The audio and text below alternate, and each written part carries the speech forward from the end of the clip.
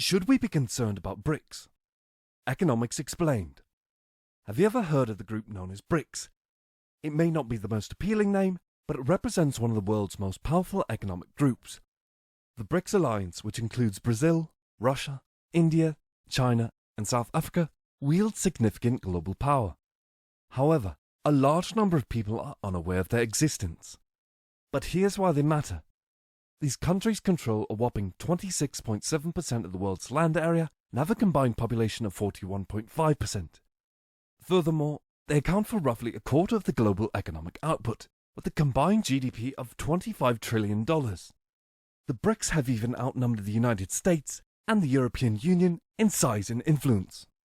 We've got many interesting things to discuss about BRICS and whether we should be worried about them. But before we begin, remember to like, subscribe, and share with your friends and family. Let's start. The BRICS countries are stepping up their game regarding boosting trade and working together economically. They're even talking about creating their currency, which could shake things up in the world of global trade dominated by the West. But you know, there are some concerns too. Russia's involvement in a controversial war and China's strong position on annexing Taiwan raise eyebrows and make people wonder how these factors might affect the group's progress. But it could have major implications if the BRICS countries establish a powerful trade bloc. It might mean that countries like the US could lose out on the benefits of global trade, which has played a crucial role in driving economic growth. Moreover, there's a concern that this shift in economic power could potentially influence the balance between economic interests and military aggression. That's the worst case scenario, but it highlights why closely watching how things unfold with the BRICS group is crucial. The BRICS countries, despite their internal differences, have the potential to reshape the global economy due to their size and influence. Their dynamics of economic cooperation, even with strained relationships, provide an interesting case study in global economics. This raises several intriguing questions. What are the BRICS group's economic goals? Could it threaten countries that are not members of this alliance? Finally, is the group likely to achieve its objectives? Furthermore, we can gain valuable perspectives on the relative standings of the BRICS economies by comparing them to other nations and individuals within the group. The BRICS grouping was initially a convenient classification used by economists to discuss major developing countries. Unlike formal organizations such as NATO or the European Union, it had no official status.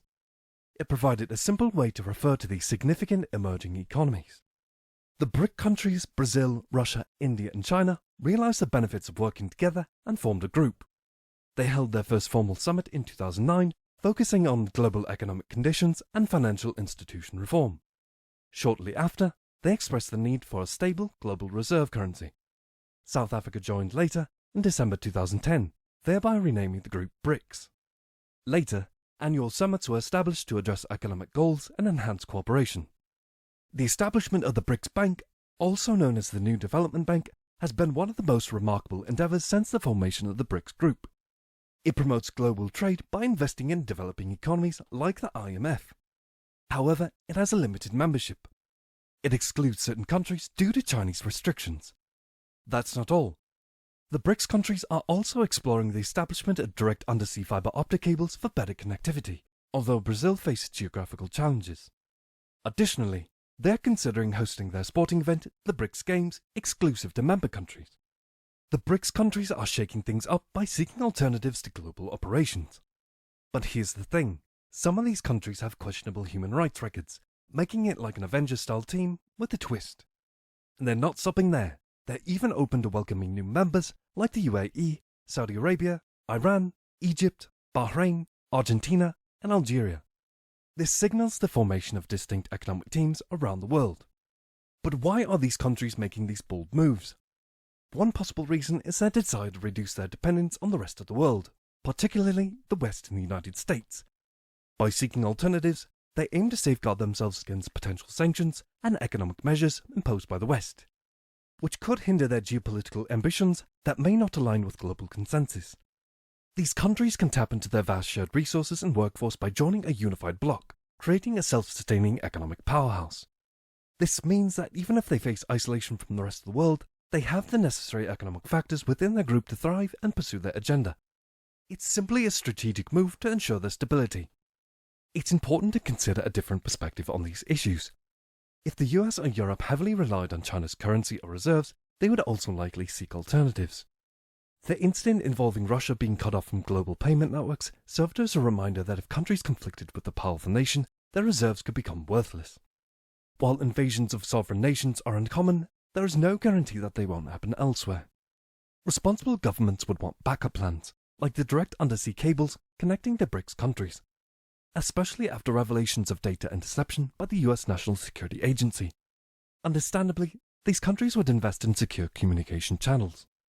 The BRICS Bank, which is the new development bank, provides an alternative to the IMF.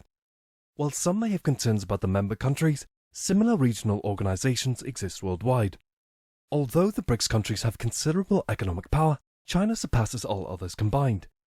Therefore, concerns about the BRICS as a potentially hostile force are no more significant than the concerns about China alone. Despite being around for 14 years, the BRICS group hasn't achieved many notable results.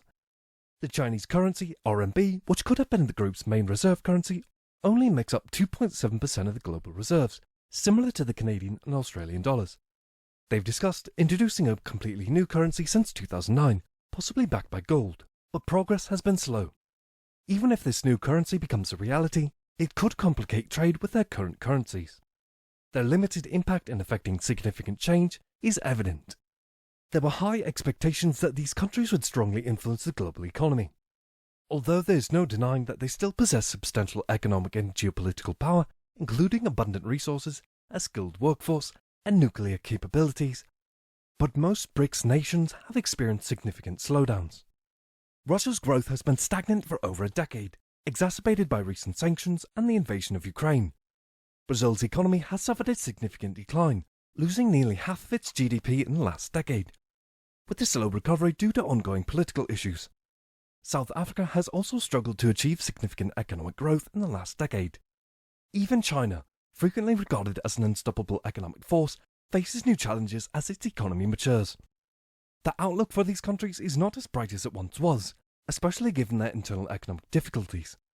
Suppose they are unable to manage their economic issues effectively.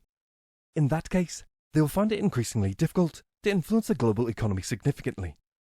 Furthermore, the dynamics within the BRICS group may present additional challenges to their collective progress.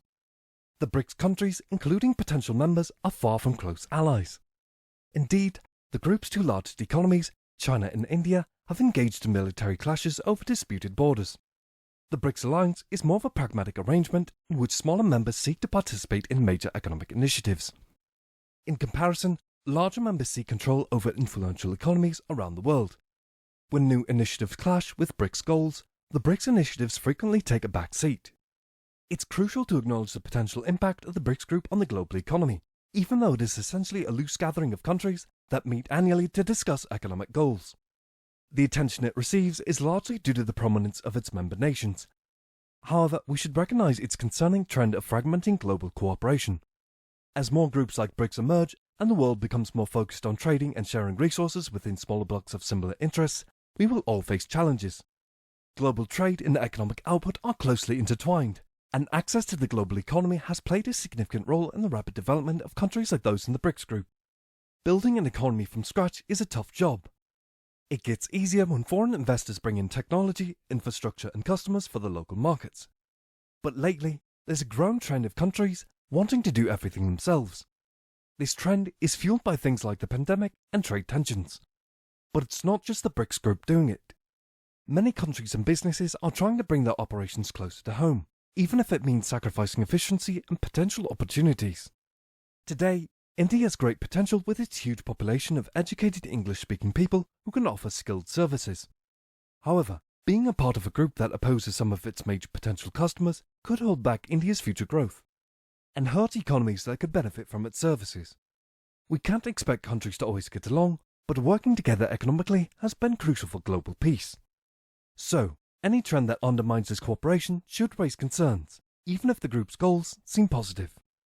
Let's examine the BRICS countries and assess their economic rankings and influence.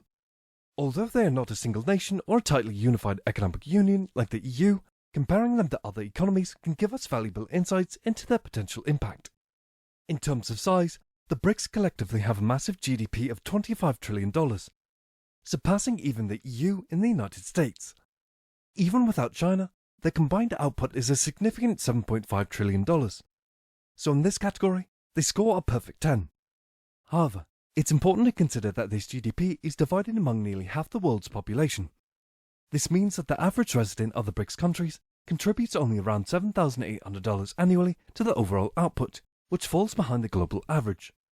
India in particular significantly influences this average as the group's most populous and economically challenged country. Hence, the BRICS receive a modest 4 out of 10 in average output per capita.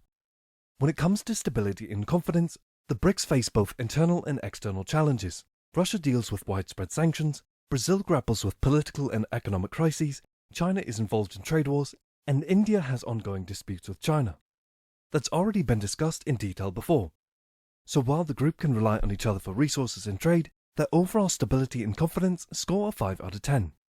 The BRICS countries are growing rapidly, thanks mainly to China's strong performance and India's contribution. This helps balance out any turbulence in the other economies within the group. Overall, they score an impressive 9 out of 10 for collective growth. Each BRICS country has its industrial strengths. China is known as the world's workshop, Russia and Brazil have plenty of natural resources, India has a large and skilled workforce, and South Africa brings unique strengths. Their combined industrial capabilities earn them a perfect 10 out of 10. Considering all these factors, the BRICS countries have an average score of 7.6 out of 10. This shows that, on average, they are stronger when they work together. That's all, folks. Thanks for watching. Remember to like and subscribe for more great content. Please share this video with your friends and family to spread the knowledge. Your support is greatly appreciated. Stay tuned for more exciting videos. See you next time.